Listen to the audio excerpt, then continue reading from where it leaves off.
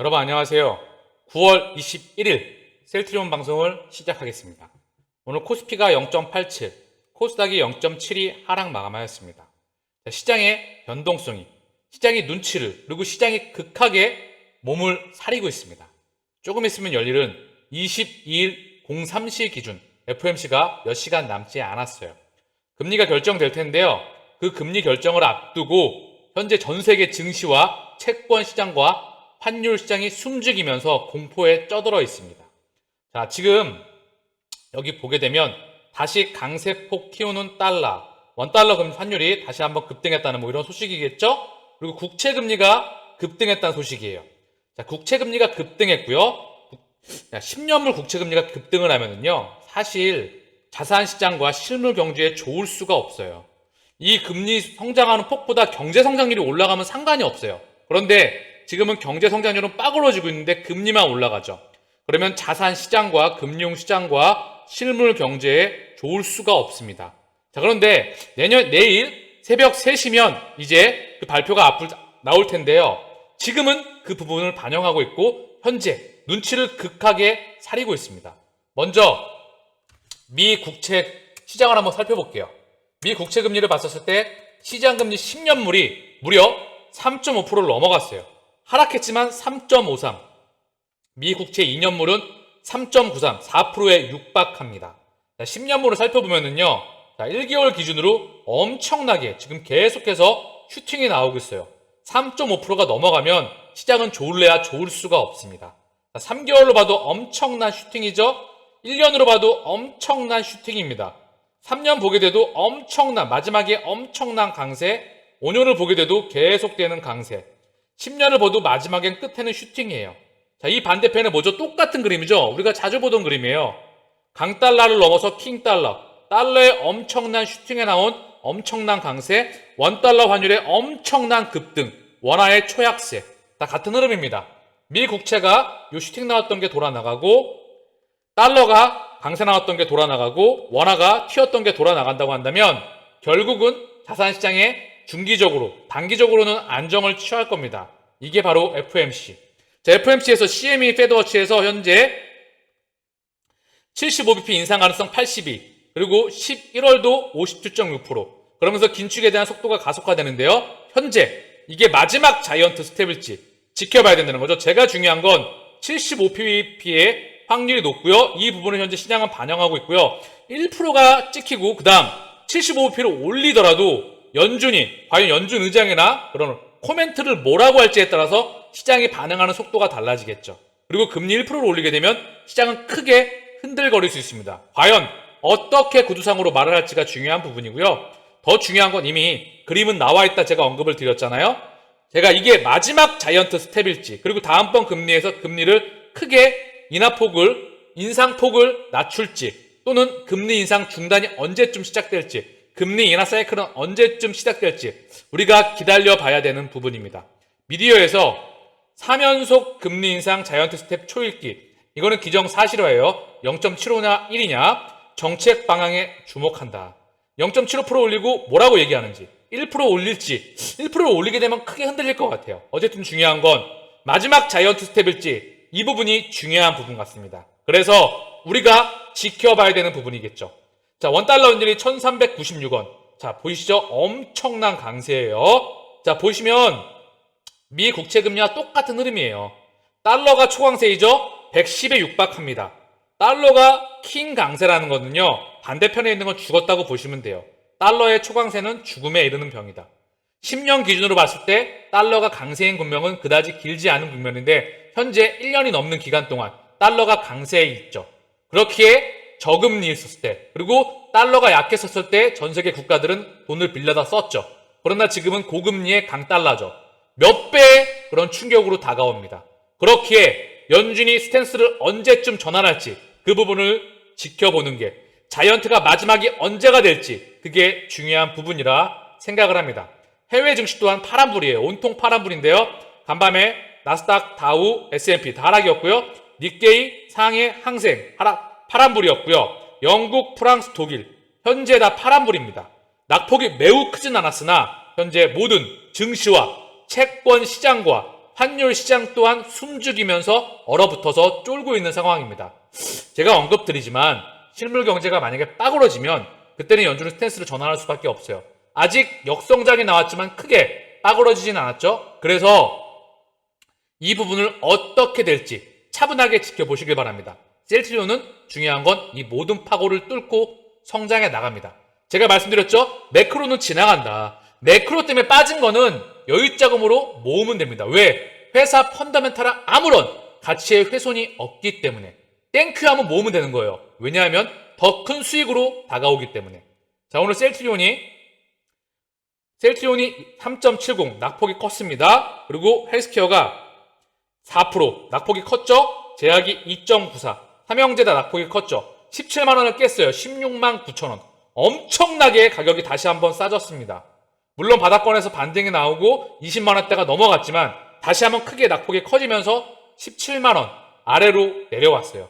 지치시겠지만 기계적으로 다시 한번 언급드립니다. 오르건 내리건 힘을 빼시고 40만원 밑에서는 힘을 빼시고 그냥 특히 20만원 밑에서는 쳐다볼 필요도 없습니다. 그냥 기계적으로 모아가면 결국은 평단가도 낮아지고요. 자, 제가 언급드렸죠. 기계적으로 오르건 내리건 20만원 밑에서는 기계적으로 모아가면 평균 단가는 맞춰집니다. 그리고 결국은 에너지가 응축돼서 튀어가는 시기가 돌아오면 더 큰 수익으로 돌아온다. 자, 그리고 지금 올라가건 내려가건 계좌잔고 사실 사람이기 때문에 신경 쓸 수밖에 없겠죠. 근데 사실 저는 신경 쓰지 않거든요. 저는 신경 쓰지 않는데 여러분들은 대부분의 많은 분들이 신경 쓰는 분들이 많이 있을 거라 생각을 합니다. 그게 사실 본능이고 기본적인 사람의 심리이죠. 저는 근데 신경 쓰지 않아요. 왜냐? 펀더멘탈이 계속 언급드리죠. 악템나, 그리고 졸레어, 프롤리아, 스텔레아, 그리고 기타 등등의 바이오시밀러가 10개 이상의 제품들이 줄줄이 출시를 하고 우리 실적 성장을 의심하지 않기 때문에 저는 걱정하지 않죠. 다만 방향성에서는 정해져 있지만 시간의 차이가 발생하기 때문에, 그리고 40만원 밑에서 계속 괴롭히니까 우리가 지쳐가는 거겠죠.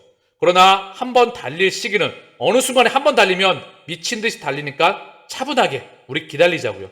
지칠 수 있겠지만 지치지 말고 차분하게 기다리자. 증시 자금 동약인데요. 고객 예탁금이에요. 완전히 시가 말라 있습니다. 현재 대한민국 증시뿐만 아니라 전 세계 부동산 자금도 마찬가지고요. 연준이 대출물을 잠갔죠.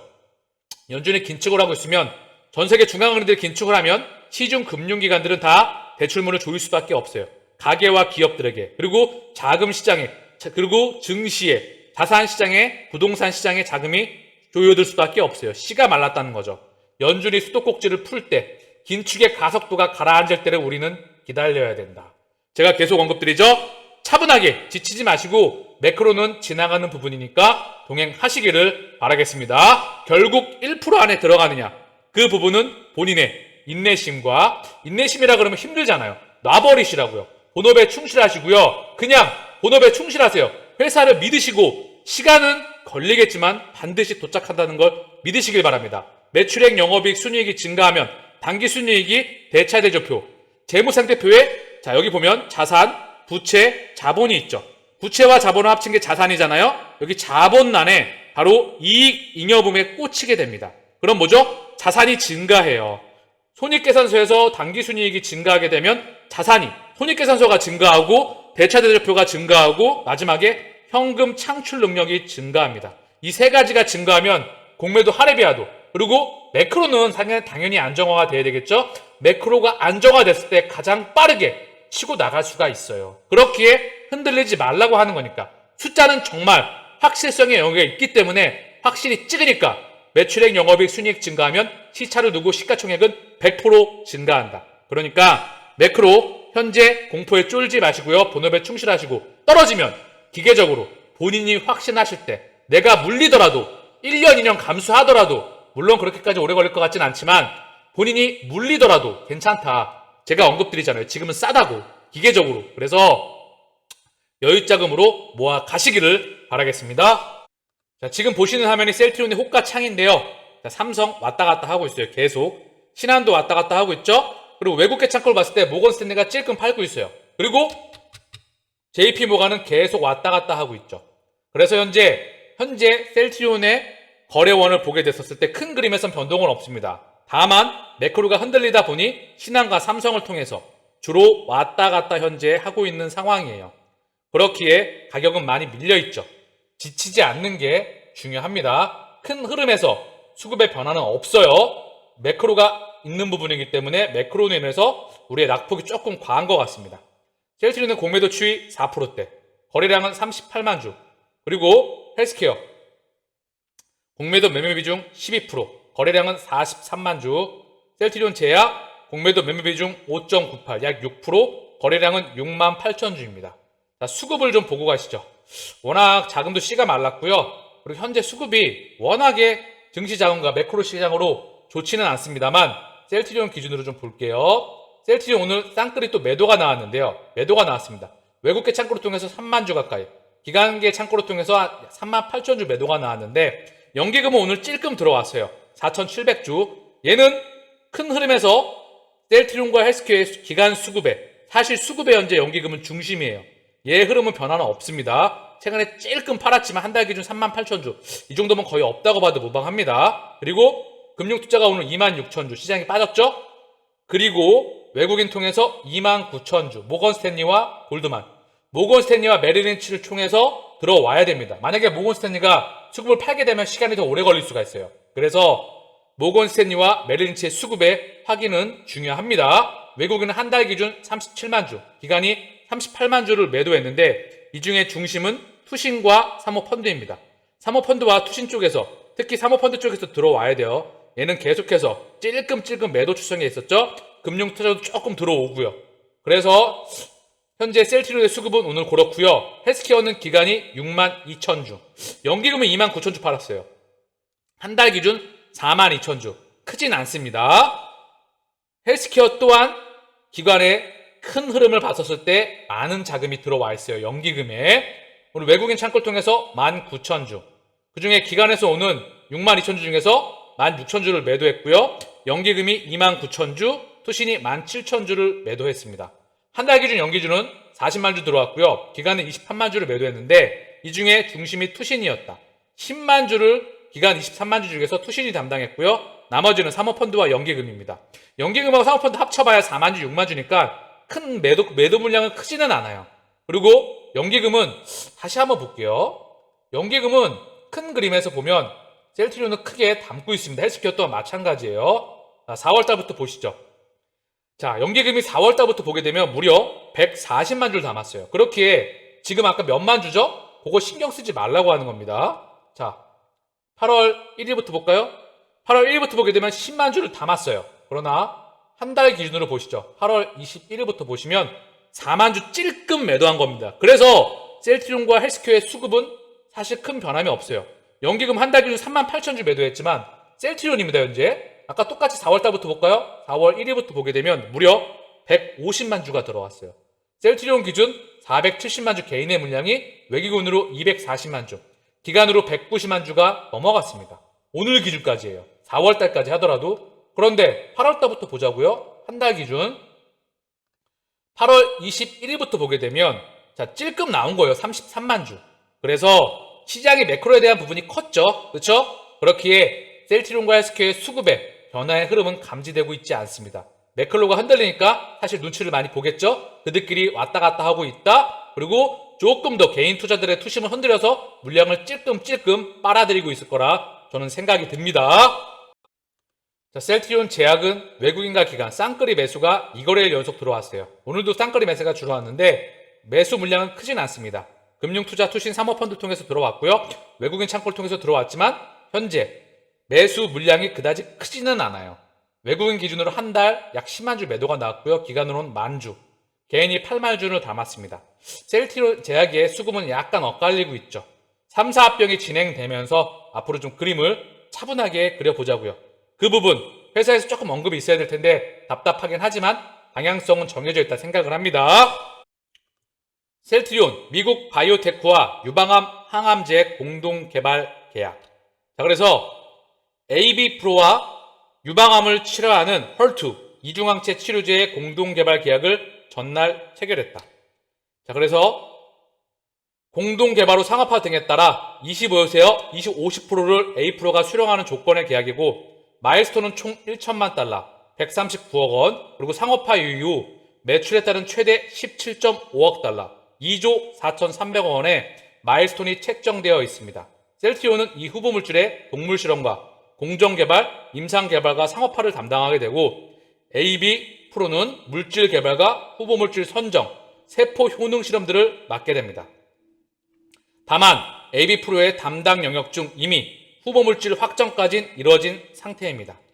자, 그래서 이 후보 물질은 두 종류의 세포에 동시에 적용하는 이중항체 치료제, 한쪽에선 HER2 돌연변이 양성에 적용하고 다른 한쪽에선 우리 몸의 면역세포인 T세포에 작용합니다. 결과적으로 두 세포를 이어주면서 T세포가 암세포를 공격할 수 있도록 한다는 게 셀트리온의 설명입니다. A프로의 지분 투자도 진행해 단순 후보물질 개발에 더해 다양한 프로젝트 협업을 진행한다는 계획입니다. 자, 우리가 이제 바이오텍에 투자를 해서 제품을 계속해서 사와서 얘네의 전반부, 그쵸? 후보물질을 가지고 사와서 제품화를 시킨다는 거죠. 이중항체 플랫폼. 전 세계 이중항체 플랫폼이 꽤나 많이 있습니다. 이미 수년 전 기준으로 70개의 이중항체 플랫폼이 있었죠. 대한민국에선 ABL 바이오가 이중항체 플랫폼에서는 유명한 편입니다. 어쨌든 중요한 건 셀트리온이 이중항체, ADC는 상당히 또한 확장이 되고 있고 투자가 집행이 되고 있고요. 그리고 mRNA, 그리고 SC 제형, 이미 이거는 원천 기술을 가지고 있죠. 세계에서 몇 개 안 되는 기업만이 갖고 있는 피하주사 제형에 대한 원천 기술을 가지고 있고 유플라이마가 이제 기대가 되고 있는 부분이죠. 그쵸? 그리고 ADC 투자가 집행되고 있고요. 계속해서 레고캠 익수다. 그리고 임상까지 현재 가고 있고요. 그리고 이중항체 이제 이 부분에 대해서 투자가 되고 있다. 그리고 mRNA 또한 투자가 집행되고 있습니다. 바이오시밀러를 가지고 캐시카우를 만들어서 다음 3세대 바이오시밀러, 차세대 바이오시밀러와 그리고 신약의 바이오베터에 끊임없이 투자가 집행되면서 확장해 나가는 빅팜의 위용을 그려 나가려 생각을 합니다. 자, 근데 이런 생각이 문득 들어요. 아, 그래! 신약 개발도 하고 바이오베터도 하고 충분히 임상도 하고 좋은데 주가가 왜 이 모양이냐. 저도 사실 그럴 때가 상당히 많았거든요. 차트를 보면서 좀 언급을 좀 드릴게요. 왜냐하면 저도 하루하루뿐만 아니라 지치더라고요. 예전에 3년 동안 막 투자했는데 주가가 못 가고 막 그러면 사람인데 지치죠. 그쵸? 그런데 셀트리온의 모습이에요, 이게. 자, 보이시죠? 자, 저점권 하서 여기 저점권, 그리고 여기 고점권이죠. 그리고 하락, 상승, 하락이에요. 이러면 반등 나올 확률이 이것만 보더라도 높지 않겠습니까? 그럼 언제 이거 나오다 찔끔 올라가다 또 밀리니까 너무나 지쳐. 나 너무 힘들죠. 그쵸? 그런데 제가 언급드렸잖아요. 이 뼈대, 이 중심, 이 주가의 중심은 뭐죠? 기업이에요. 주식이잖아요. 주식의 가격. 근데 이거 가격은 매출액 영업이익 순이익이 증가하면 자동적으로 따라간다고요. 매출액 영업이익 순이익이 얘의 주인입니다. 자, 주가는 강아지예요. 시차 두고 따라온다고요. 그래서 셀트리온의 실적은 증가하리라 생각을 해요. 시간의 차이는 발생하겠지만 반드시 증가합니다. 그리고 그림으로 보더라도 상승, 하락, 상승, 하락. 그러면 그림으로 보더라도 기술적으로 보더라도 펀더멘털적으로 보더라도 상승이 가까워져 오고 있다. 매크로가 지금 극단으로 공포가 치닫고 있거든요. 여기도 마찬가지예요. 하락, 상승, 하락. 그리고 상승, 하락. 그러다 보면 상승, 하락, 상승, 하락. 그러다 보면 상승이 강력하게 나오거든요. 자, 이게 좀 작아서 그렇지만 확대를 좀 해볼게요. 이 부분. 이 부분으로 좀 확대를 할게요. 이 부분. 자, 하락, 상승, 하락, 상승, 하락 하다 보면 강하게 상승이 나옵니다. 여기도 똑같은 그림이에요. 박스권의 그림이었다는 거죠. 이게 지금 예전 그림에서 그렇지 상승, 하락, 상승, 하락, 상승, 하락. 이때 사람 지친다고요. 이때도 떨어져 나간 주주들 정말 많이 가시고 많이 지쳤을 거라고요. 그리고 이때는 앞이 보이지 않는 시절이었죠. 그러나 터지죠. 결국은 터지면 그냥 한 방에 고작 몇 개월 만에 가버린다고요. 그쵸? 그리고 다시 박스권 또 터진다고요. 이게 바로 숫자였다. 증명해내면. 그러니까 지치지 마시고 다시 한번 언급드리지만 그림으로 보더라도 우리가 상승할 수 있는 흐름이 그려 나오잖아요. 차분하게 정고점 밑에서는 그냥 신경 쓰지 마시고 20만원 밑에서는 보지도 말고 기계적으로 저축의 의미로 보셔도 무방하다. 셀트리온 그룹 미국 행정명령 영향 제한적 신한금융투자에서 보고서가 나왔는데요. 자, 미국 바이든 대통령의 국가생명공학 바이오진업 이니셔티브 행정명령 이 부분은 셀트리온의 제한적이다. 투자의견은 비중 확대를 유지했다. 이동건 신한금융투자 수석연구원은 행정명령 서명 발표 이후 지난 한 주간 셀트리온의 주가는 마이너스 5.4%, 헬스케어 마이너스 4.9%, 오늘 빠졌기 때문에 낙폭이 더 크죠? 그쵸? 거의 이제 10% 언저리예요. 중요한 건 미국 내 발명된 의약품이라는 기준에 대해 바이오시밀러도 포함될 것이라는 우려가 나왔기 때문이지만 바이오 신약을 비롯해 바이오시밀러에 대한 규제 내용은 별도로 언급되지 않았다. 그는 이어 바이오 의약품 시장의 특성 및 미국 정부의 바이오시밀러 도입 취지를 감안할 때 부정적인 영향을 줄 가능성은 낮다고 판단한다. 유럽과 마찬가지로 미국 정부 또한 정부 재정 부채, 정부 부채 그리고 재정에 대한 건정성이 굉장히 우려가 많이 되고 있습니다. 바이오시밀러 도입을 안 할 이유가 없어요. 그래서 셀트리온도 CMO 미중 또한 매출 또한 매우 낮다. 그래서 셀트리온 그룹은 국내 생산시설뿐만 아니라 미국 내 원료 의약품인 완제 의약품 생산시설을 확보했다. 이번 행정명령의 내용은 대부분 제재보다는 보상 형태의 투자 지원형 계획들이 많았고 그 금액은 투자 기간을 고려했을 때 생각보다 크지 않은 상황이다. 바이오 의약품은 규제 산업상 특성상 단기간 내에 생산 사이트를 바꾸는 것은 현실적으로 불가능해 영향은 크지 않을 것이라고 강조했다. 자, 보면 지금의 주가는 셀트리온은 매크로 인후 요 부분은 여기 그쵸? 월봉 요거 두 자리는요. 요거 두 자리, 마지막 두 자리. 이 두 개의 월봉은 매크로입니다. 매크로. 요것 때문에 빠진 거는 기계적으로 모아가면 됩니다. 회사의 펀더멘털에 아무런 훼손이 없다. 그 부분 인지하시고요. 자, EU에서 바이오시밀러 어제 언급드렸잖아요. 상호 교체 가능 소식에 국내사 기대감. 셀트리온이 바로 첫 번째입니다. 오리지널 의약품과 동등한 다른 바이오시밀러와 상호 교체 사용 가능. 자, 유럽은 진짜 미국보다 더 재정이 완전히 박살나 있기 때문에 유럽에서 적극적으로 상호 교착 처방을 지금 한다는 부분이죠. 유럽연합의약품 규제기관은 EMA와 EU 회원국 의약품 규제기관 정상회의인 HMA가 유럽연합에서 승인된 바이오시밀러를 오리지널 의약품 또는 동등한 바이오시밀러와 상호 교체에 사용할 수 있다고 공식적으로 발표했다. 바이오시밀러를 적극적으로 사용한다는 거죠. 그쵸? 그래서 유플라임에 대한 숫자에 대한 증가 폭이 생각보다 빨리 나올 수 있을지 추후 사용되는 바이오시밀러에 대해서 많은 프로테이지가 있을 것이라 생각합니다. 바이오경제연구센터는 이는 오리지널 의약품이나 바이오시밀러의 경우 교체에 사용할 수 있는 인터체인저블을 허가하는 것으로 자 상호 교차 처방이 맞아요. 제가 어제 정확하게 다시 한번 언급을 드렸는데 조금 더 내용을 확인해 보니까 교차 처방이 맞습니다. 유플라이마가 지금 미국에서 진행하고 있는 거 그걸 유럽에서는 이제 바로 그냥 진행한다는 거죠. 바이오시밀러 대체를 의미한다.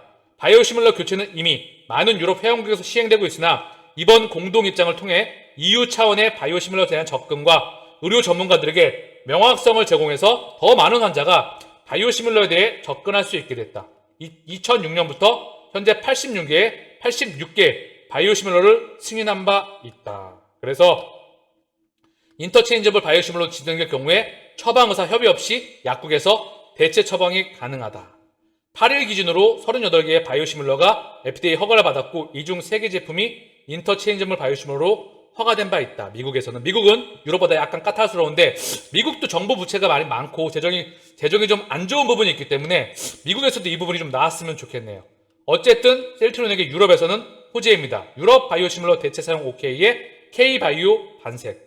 이 첫 번째 주자는 바로 셀트리온이다. 셀트리온 관계자는 유럽에서 바이오시밀러의 상호 교체 처방을 인정한다는 입장을 공식적으로 발표한 데 따라 전반적인 사업에 호재가 될 것이라고 말했다. 셀트리온이 바로 첫 번째 호재라고 생각을 합니다. 결국 주가, 매크로 때문에 밀렸던 부분 많이 지치지 마시고 동행하시기를 바라겠습니다. 마치겠습니다. 감사합니다.